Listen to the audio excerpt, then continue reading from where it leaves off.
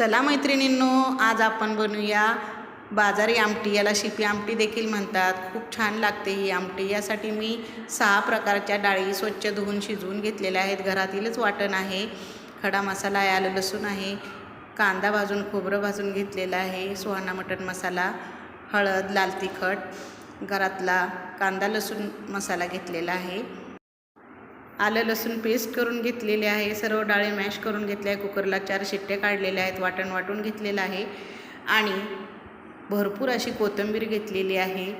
मग आपण गरम पाणी करून आधीच ठेवलेलं आहे. आता आपण तेल गरम करून घेऊया. यामध्ये आलं लसूण पेस्ट टाकायची आहे. शताक्षीचा मी शिपी आमटी मसाला टाकलेला आहे, काळं तिखट, लाल तिखट, हळद, हे सर्व मिश्रण वाटून घेतलेलं मिश्रण देखील टाकलेलं आहे.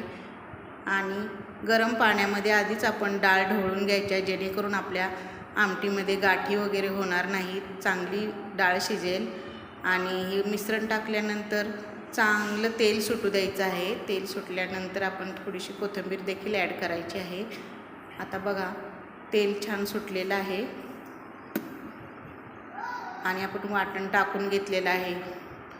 आता खमंग असा वास येतो आहे. वरून कोथिंबीर थोडी थोडी ॲड करायची आहे आणि तेल सुटलेलं आहे. आता आपण ढवळून घेतलेल्या डाळी हळूहळू टाकून हलवून घ्यायचं आहे. जे मापात घेतलेलं आहे तेवढंच प्रमाण ठेवायचं आहे. मंद आचेवर आता आपण 5 ते 6 मिनटं ही चांगली उकळी येऊ द्यायची आहे. ह्याला उकळी आल्यानंतर पहा किती छान ह्याला कड यायला सुरुवात झाली आहे. कलर पण छान आलेला आहे.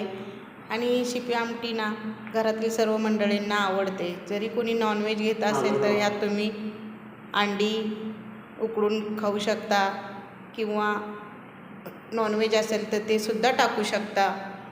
ही आमटी ना खूप प्रसिद्ध आहे, घरी पण बनवू शकता तुम्ही. पहा आता बघा आमटीला कसा कड आलेला आहे आणि तर्री पण यायला लागली आहे. आता आपण मंद गॅस करूया आणि अजून थोडी कोथिंबीर आपण ह्याच्यात ॲड करून घेऊया. बघा कसा कलर आलेला आहे, मस्त. ज्यांना तिखट आवडतं त्यांनाही तरी देऊ शकता तुम्ही. लहान मुले पण ही आवडीने खातात. प्रवासात पण तुम्ही घेऊन जाऊ शकता.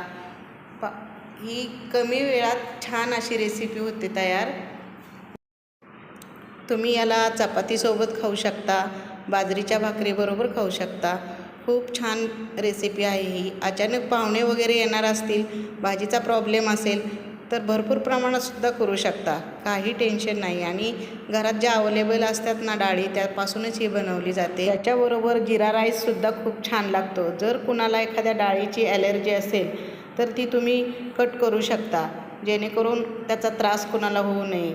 आणि पहा आपली आमटी आता किती सुंदर छान तयार झालेली आहे. कशी वाटली माझी रेसिपी तुम्हाला? या जेवायला. चॅनलला लाईक करा, शेअर करा, सबस्क्राईब करा. व्हिडिओ संपूर्ण बघितल्याबद्दल खूप खूप धन्यवाद. थँक्यू.